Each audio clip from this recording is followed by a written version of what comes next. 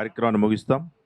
ముఖ్య అతిథులు చిరంజీవులు గారు, బాలరాజు గౌడ్ గారు ఇద్దరు మాట్లాడాల్సి ఉంటుంది.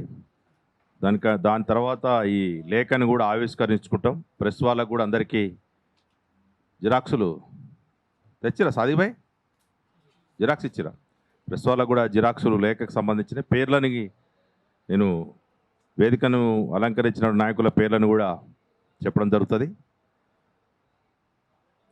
ప్రధానంగా ఇప్పటివరకు మనం మాట్లాడిన నాయకులందరూ కూడా చాలా విషయాలు చెప్పడం జరిగింది. సూటిగా రెండే ప్రశ్నలు కేంద్ర రాష్ట్ర ప్రభుత్వాలకి.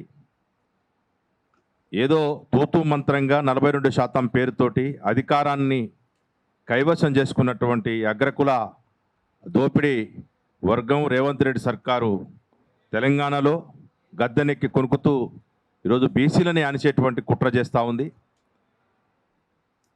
కేసీఆర్ ఏమో గొర్రెలకి, బర్రెలకి, పందులకు పరిమితం చేస్తే రేవంత్ రెడ్డి ఏమో ఈ కార్పొరేషన్ల చైర్మన్లకి, జీతాలకి, కుక్కలకు బొక్కలేసినట్టుగా ఈ పేరుతోటి ప్రయత్నం చేస్తుండు. కేటాయింపుల్లో వివక్షత ఉంది. చిరంజీవి సార్ గారు ఒక సంచలనాత్మకమైనటువంటి ఇస్సా ఇజ్జత్ హుకుమత్ పేరుతోటి దపదపాలుగా వ్యాసాలు, పుస్తకాల పేరుతో మొత్తం బహిరంగంగా ఇంతకాలం జరుగుతున్నటువంటి బీసీల నెట్ట నిలువున రక్త మాంసాలు పిప్పిదీస్తున్నటువంటి ఈ అగ్రకులాల చేతుల్లోనే రాష్ట్రం కబందాస్తాల్లో బందీ అయిపోయి మొత్తం అన్ని వాటాలు వీళ్ళ చేతుల్లో ఉన్నటువంటి బహిరంగంగా ఓపెన్గా చెప్పడం జరిగింది.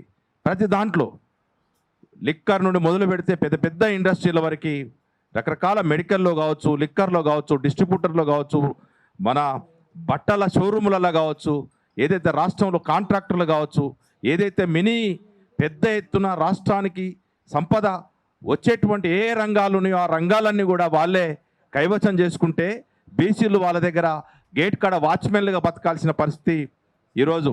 అడుక్కుంటే మనం అడుగుతాం 42% ఎవడు ఇవ్వనడండి, ఎందుకు దాన్ని నీరు గారిపోయిందో ప్రశ్నిస్తే దానికి సమాధానం లేదు. దేశవ్యాప్తంగా కనీసం బీజేపీ ఎక్కడ కూడా బీసీలకు సంబంధించినటువంటి కనీసం జనగణనలో బీసీలని చేర్చేటటువంటి దాంట్లో కూడా వివక్షత కొనసాగుతూ ఉంది. ఉన్న రాజ్యాంగానికి సంబంధించినటువంటి హక్కులన్నీ కూడా కాలరాస్తూ అనేక వాటికి ఎవడు అడగకపోయినా అనేక సవరణలు చేసి రాజ్యాంగ సవరణలకు పూనుకున్నటువంటి కేంద్ర ప్రభుత్వం బీసీలకు సంబంధించిన పెద్ద ఎత్తున ఓబీసీలు దేశవ్యాప్తంగా 80 కోట్ల మంది ఉంటే వాళ్ళకి సంబంధించిన హక్కులకు సంబంధించిన నరేంద్ర మోడీ పేరుకు బీసీ, కన్వర్టెడ్ బీసీ, వాస్తవానికి మిగతా మతాలకు సంబంధించిన కన్వర్టెడ్ కావచ్చు, కానీ ఆయన ముఖ్యమంత్రి అయిన తర్వాత ఓసీ నుండి బీసీ కన్వర్ట్ అయినటువంటి నకిలీ బీసీ ప్రధానమంత్రి ఉండి కూడా ఒరిజినల్ బీసీలకు అన్యాయం చేస్తున్నటువంటి వైనం మనకు కనిపిస్తూ ఉంది.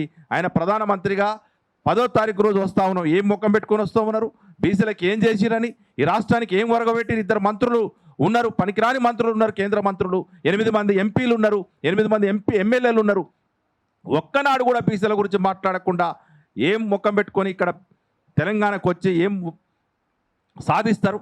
అక్రమ ఈవీఎంలతో మళ్ళీ కైవసం చేసుకుందామని రాబందుల్లాగా బెంగాలు మిగతా రాష్ట్రాల్లాగా పడి ఇదేదో కైవసం చేసుకుందామని చూస్తూ ఉన్నారు. మన అగ్రకుల బ్రాహ్మణ భావజలంతో ఇక్కడ క్షత్రియ మార్వాడి బ్రాహ్మణ భావజలంతో ఇక్కడ రాష్ట్రాన్ని ఏలడం కోసం కుట్ర చేస్తే సహించేది లేదు.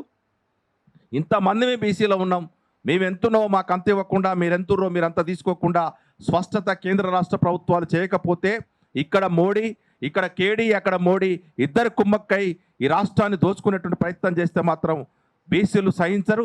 ఎడ్డి కాలం కాదు, గుడ్డి కాలం కాదు. ఆనాటి నుండి ఈనాటి వరకు కూడా బీసీలను అణిచేటువంటి కుట్ర చేసిర్రు. చిరంజీవి సార్ గారు పుస్తకంలో అనేక విషయాల్ని క్లుప్తంగా చెప్పడం జరిగింది. కాబట్టి ఈ కుట్రలు కపట నీతిని బట్టబయలు చేయడం కోసమే BC intellectual forum, BC political front నిత్యం ఏర్పడనాటి నుండి కూడా ఈ రోజు వరకు కూడా చాలామంది సాంప్రదాయపు సభ పిల్లల సంఘాలు, ఆయా అకేషనల్గా పారాసూట్ లాగా వచ్చినటువంటి సంఘాలు కూడా చూస్తాం. పాపం గిలగిల కొట్టుకుంటూ ఏం మాట్లాడుతున్నావు ప్రశ్నించేటువంటి అవకాశమే లేకుండా గొంతులు మూగబోయి అద్దెకు ఉంటున్నటువంటి పరిస్థితుల లోపల ఈ BC intellectual forum, BC political front ఒక వేగుసుక్కలాగా బీసీల కోసం వచ్చిన తర్వాత ప్రశ్నిస్తూ ఉంటే చాలామంది అనుకుంటూ ఉంటారు అద్భుతంగా చాలా ఫలితాలు.